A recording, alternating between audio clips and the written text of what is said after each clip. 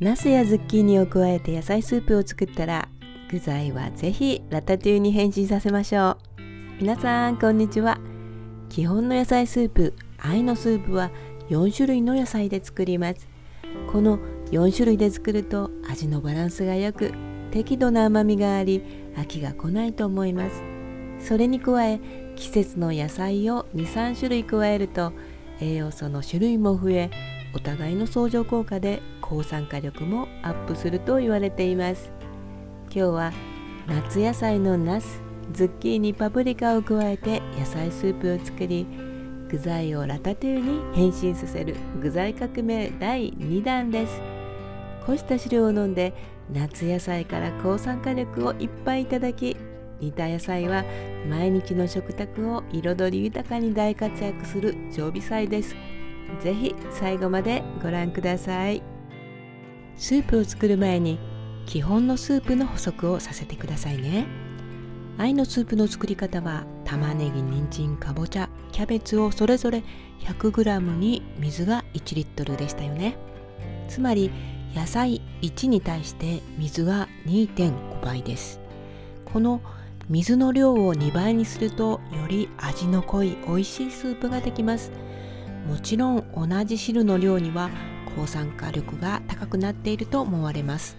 私も濃いめのスープが好きなので、愛のスープも野菜だしベジブロスも多めの野菜を入れて煮ていきます。今日は煮た野菜をラタトゥイユに変身させますので、具材がたっぷり必要です。野菜 500g に水1リットルで作っていきましょう。ズッキーニを2分の1本使います。ズッキーニはきゅうり、かぼちゃ、ナスのいいとこ取りをしたような野菜ですよね。むくみを取り、血圧を整える作用のあるカリウムや細胞の生まれ変わりを助ける葉酸が豊富です。縦四つ割りにしたものを食べやすく切ります。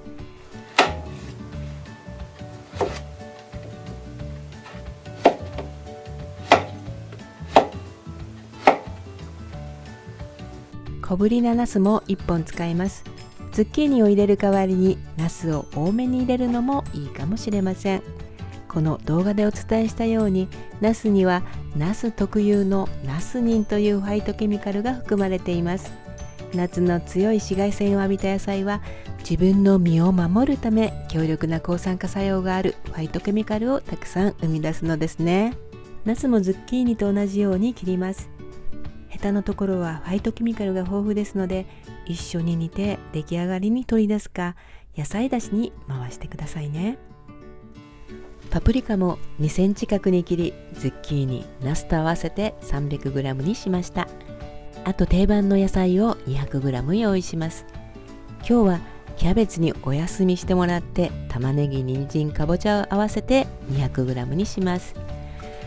野菜 500g をすべて鍋に入れたら、水を1リットル加えます。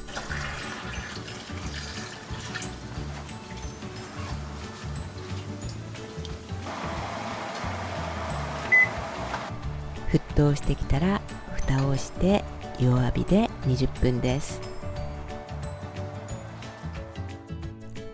出来上がれば汁と野菜に分けてそれぞれ冷やします。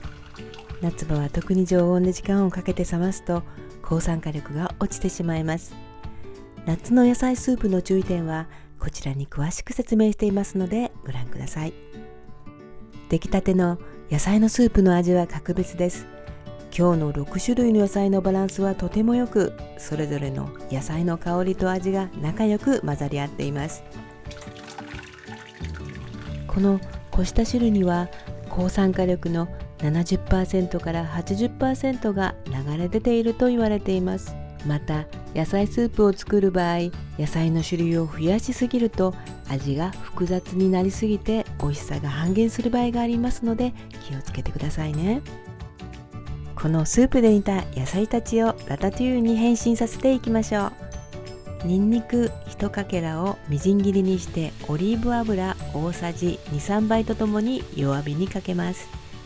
色づき始めたら焦がさないように気をつけて、にんにくのつけたい色の一歩手前で火を止めます。余熱でこんな感じになります。トマト1個を1.5 センチ角に切ってボウルに入れます。皮も種もそのまま使います。先ほどのガーリックオイルを加え全体になじませます。今日のラタトゥイユにはこれぐらいガツンと香ばしく焼いたニンニクがよく合います。本みりん小さじ1、少量ですので煮切らなくても大丈夫です。薄口醤油を小さじ2杯から3杯加えます。胡椒も入れます。粗熱が取れた野菜を加えます。スープで煮た野菜の甘み、香りはやはりスープの汁に溶け出しています。みりんで甘みを少し加え、薄口醤油で塩味をつけるとうまみと香りが加わり、野菜の美味しさがよみがえってくるように感じます。薄口醤油を常備してないご家庭は塩少々と濃い口醤油少々で代用なさってください。薄口醤油の代わりに同量の濃い口醤油を加えると醤油の味が立ちすぎるように思います。皆さんはラタトゥイユを作ったことがありますか？味がぼやけてなかなか上手にできないことも多いんですが、これは出し殻野菜とは思えない美味しさです。夏野菜で作るスープはぜひラタトゥイユに変身させて冷蔵庫に常備すると副菜として重宝します。薄口醤油を使っているので和の食材にもよく合います。また醤油は発酵した調味料ですので発酵仲間のワインなどにもとっても相性がいいのです。皆さんもぜひやってみてくださいね。最後まで見てくださってありがとうございます。夏野菜でこの夏もお元気にお過ごしください。